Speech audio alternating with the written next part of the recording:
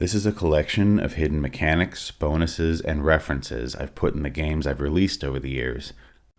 Ned Flanders Kills the Simpsons. I'm guessing most people are familiar with the Kills series, so I'll be starting with those. First up is Ned Flanders Kills. Fans of the show will notice a few things, like Ned being left-handed when using weapons. This is actually a trait that carries over to the sequel Bender Kills Planet Express, as it's essentially a reskinning of this game. You're just a cheap fucking knockoff. Some voice lines are slightly hidden and require certain conditions to trigger, like this reference to Krusty the Clown when looking at the album cover. Yeah, the clown! The only one of you buffoons who doesn't make me laugh! Or this Treehouse of Horror reference. Your wide behind won't save you this time! Most voice lines referenced do come from the Halloween episodes. However, many of Ned's come from the episode Hurricane Nettie, where Ned flips out on a good portion of the town. Maggie's voice clip was originally delivered by James Earl Jones in a similar context.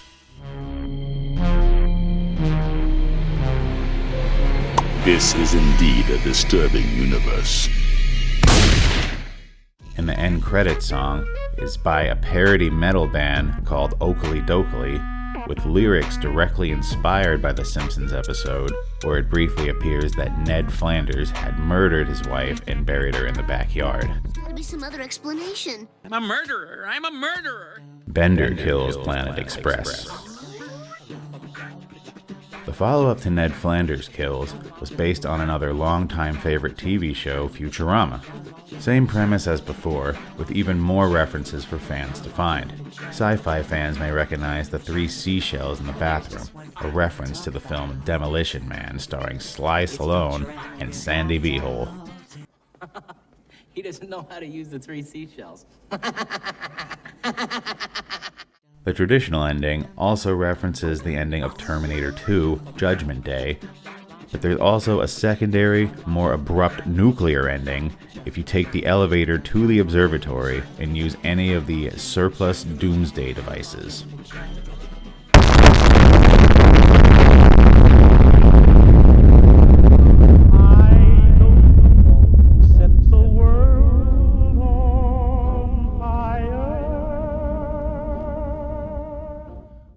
The Coyote kills the Roadrunner. The third in the Kills series, this one focuses on old-school cartoon comedy duo Wile E. Coyote and the Roadrunner. Something I don't think many people discovered is that you can actually make Roadrunner's signature meep meep and tongue-taunting vocalizations anytime you want, as either gesture have their own dedicated inputs on either keyboard or Xbox gamepad. The jump sound effect that plays when the Roadrunner jumps is from Sonic the Hedgehog. There is also a reference to Toy Story in the Coyote's rocket chase sequence if you fail to catch the Roadrunner in time. Hey, wait a minute. I just lit a rocket. Rockets explode!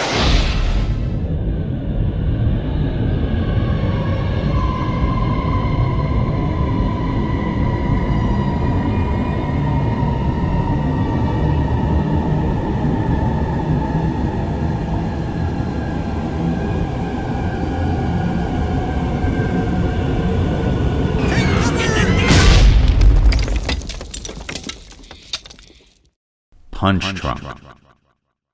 This game was actually based on a Chuck Jones cartoon of the same name and features voice clips and situations from the cartoon. She was the best blonde. Well, Mrs. Swanson used to spank me hard, even when... I think it all began when Father refused to take me to the circus. I was afraid... In order to collect all 100 peanuts in the game, a secret technique must be performed.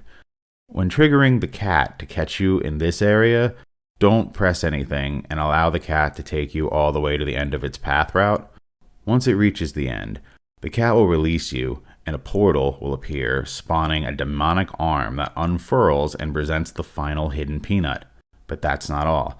After this, travel back to the empty lot near the pizza shop, and you will find a live nuclear bomb is now sitting in the lot. Throw something at it just right and...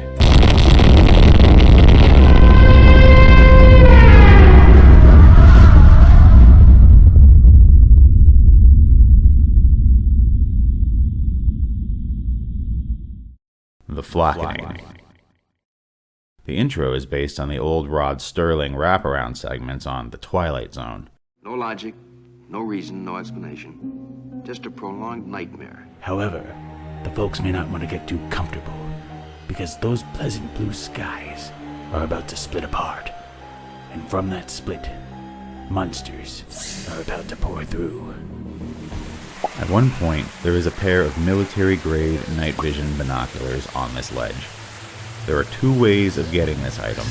The first is to combine any liquid item like water or a juice carton with a toy super soaker and use it to squirt them down. The other method is to use either milk or seafood to get the cat to follow you, and then examine the object while the cat is by your side. This prompts the cat to jump on top of the ledge and knock it down. Once you have the night vision binoculars, you can trigger a secret cutscene from any rooftop overlooking the parking lot below.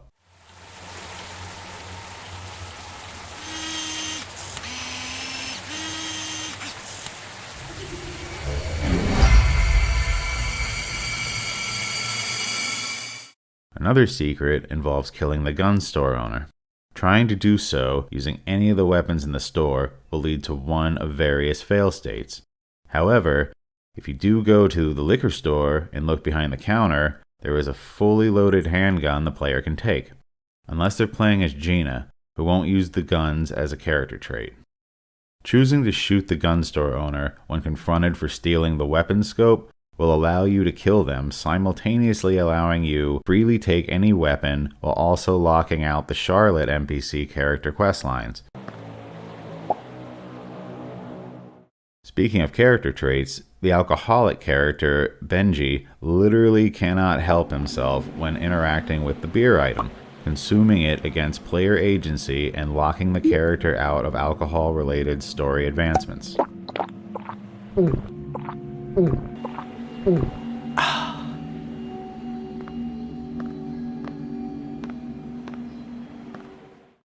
Dino Golf. Clear reference is taken from the Jurassic Park logo. You can see the dinosaur skeleton wearing one of those little golf hats and hitting a ball with a club. If you attempt to swim out of bounds in the maps with water, an ancient sea beast will come up and drag you under. Also, many of the legacy characters have been in my other games, including the Anglerman from Fathoms of Fear, the ninjas from Ninja Volleyball, both the Climber and the Monster from Mount Fear, Cade from the Stabaka series, the corpse protagonist from the Nightmare Fishing series, and the strange superhero Million Face Man. Mount Fear.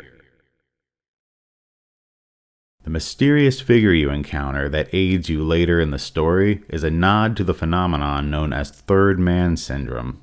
It's defined as the strange phenomenon experienced by explorers or others during survival situations in which a presence intervenes at a critical moment to offer encouragement, guidance, and support. Those who have experienced Third Man Syndrome report feeling the presence despite being alone. There is also a determining factor in the beginning of the game involving an injured wolf pup. If the player helps the wolf, you get a good ending where the monster is chased off by a pack of wolves, while neglecting to save the pup lands the player in the bad ending where the monster gets them in the end.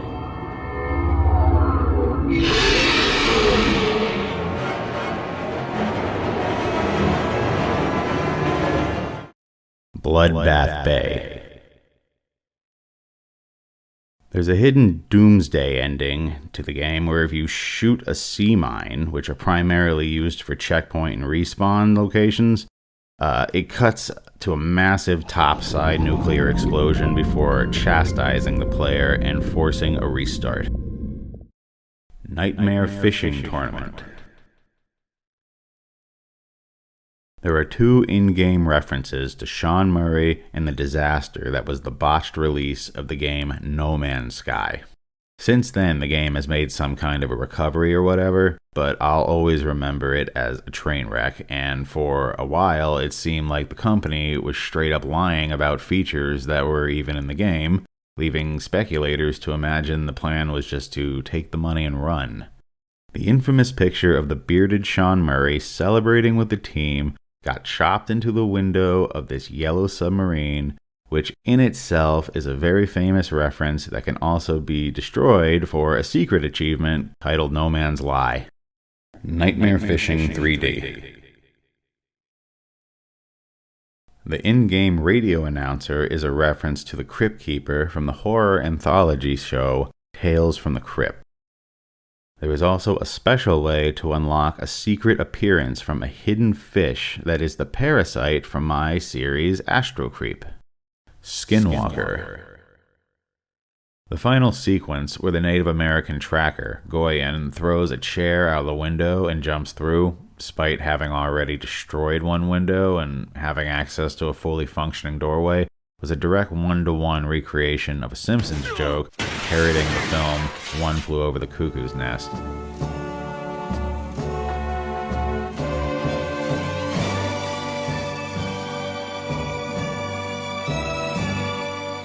It even uses the same punchline. You know the door was open! Chief, break everything! Also, that bit at the end where the mother's eyes turn red was sort of a callback to the weird cat eyes Michael Jackson had at the end of Thriller.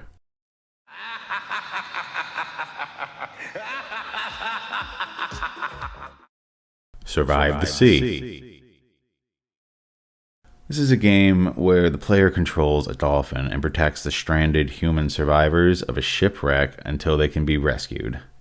The ultimate win condition is to get the attention of passing ships. Meeting this condition depends on getting a visibility meter to a high enough threshold with a random chance number generator looking for a value that basically, if you brought glass to the survivors, it would reflect and maybe get the attention of a passing ship, and that was how you won the game.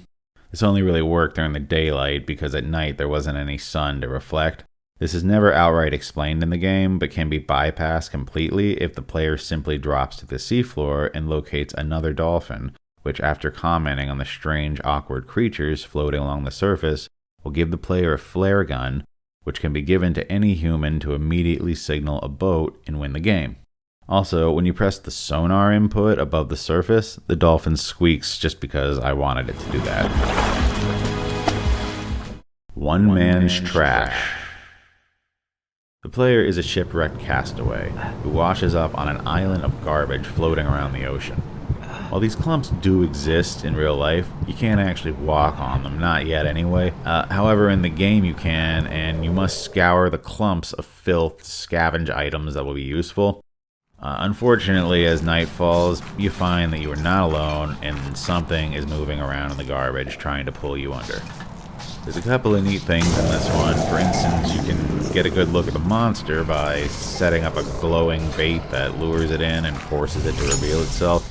If you have a weapon equipped, like the spray can lighter or flamethrower, you can attack the monster, and it should leave you alone for the rest of the night. It's also worth noting that while random elements drive the item placement, searching the edges of the map for purple glowing objects is the key to success, as finding one of these gives you a massive advantage. And one of these items, as with Survive the Sea, is a flare gun that grants you temporary max visibility, so passing ships are bound to see you and rescue you, winning the game.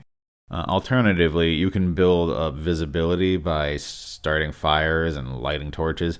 And while starting fires like this does keep the monster away, it's temporary and it will consume resources. Oh, and the pocket light isn't going to scare off jack shit.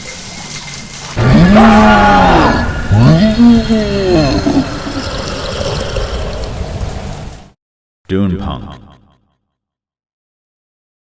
Dune Punk is a game I spent a lot of time developing because it was the most fun to play during testing. It only works properly with an Xbox controller, but the controls are fine-tuned because I spent most of my time getting a feel for the way the Sand Glider controlled.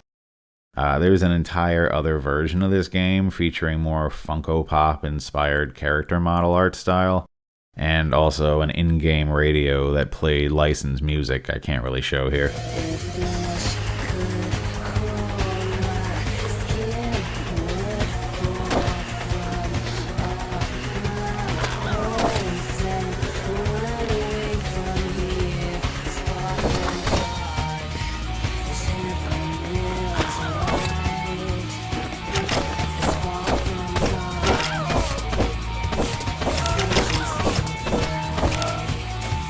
In the updated version, you can actually progress to a point where an underground lab is unlocked and your character receives a powerful upgrade called the Skewer Suit, which allows for faster speeds, higher jumps, and it has a retractable spinning blade gauntlet you would power up and blender your enemies with.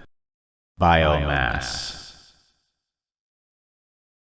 The concept for biomass comes from the second segment of the horror anthology film Creepshow 2. The segment titled The Raft is about a strange oil slick looking creature that preys on some teens while going for a swim in the lake. You basically control the creature and try to move around the summer camp, eating up the campers and counselors. There is no win condition. It just simulates a day in the life of this horrific creature. Also, the intro is another nod to the wraparound segments in The Twilight Zone.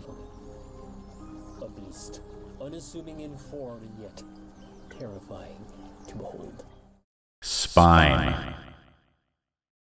Spime is based on an original story I came up with and eventually made into a short novella. It's about a teen that gets trapped in a looping paradox at a roadside diner. There was a 2D version and later a 3D remake that both reference a song on the jukebox. The song in question is Mine by Deftones, featuring Sergey Tankian from System of a Down. The lyrics in this song reflect themes of the story to come and act as a kind of light foreshadowing. Triggering it is completely optional.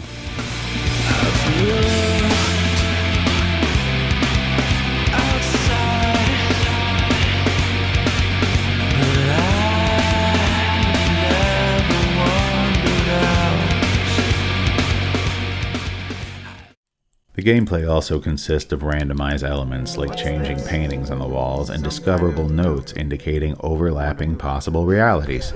Constants like the player and diner layout remain the same, while variables tweak between reality jumps. The enforcers of time law strongly resemble the Langoliers from the Stephen King story of the same name, specifically the TV adaptation, where they appear as round flying balls with razor teeth and tri-folding mouth flaps. This concept has been passed around in sci-fi shows a bit recently, but at the time it was slightly more of a deep cut. Also, and this one shows up in a few of my games, that rug pattern is famously used in Stanley Kubrick's adaptation of Stephen King's The Shining. Ultimate Ninja Volleyball. The menu song loop is taken from the South Park episode Fun Times with Weapons, and the track is called Let's Fighting Love. Still a banger after all this time.